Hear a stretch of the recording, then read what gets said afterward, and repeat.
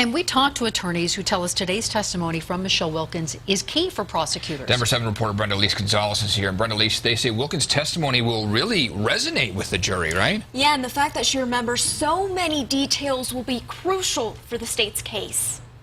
I just remember I kept asking her why she was doing that. Even for an experienced attorney like David Beller, Michelle Wilkins' testimony resonates more than most cases. It's something that anybody watching, and certainly the jury, feels the emotion of what she went through. I just remember I kept asking her why she was doing that. Watching how Wilkins calmly describes her attack, Beller says she's an extremely effective witness. And the fact that she remembers all the details, it's clearly very emotional, but she's able to get those details out and have the jury hear and understand what it is she was going through. He says hearing from her on the first day of trial is key for prosecutors to prove their case against Annelle Lane. The defense is going to be focusing on what it is that Miss Lane was thinking. The prosecution is going to be focusing on what Miss Wilkins was feeling.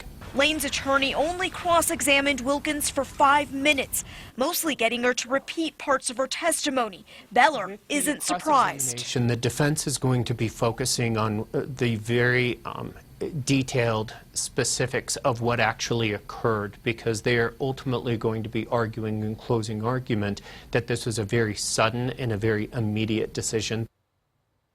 And Beller says one of the most powerful moments of Wilkins' testimony was when she described telling her attacker that she loved her. He says that's something that the jury will certainly remember as this trial continues. Reporting live in the studio, Brendaliss Gonzalez, Denver 7.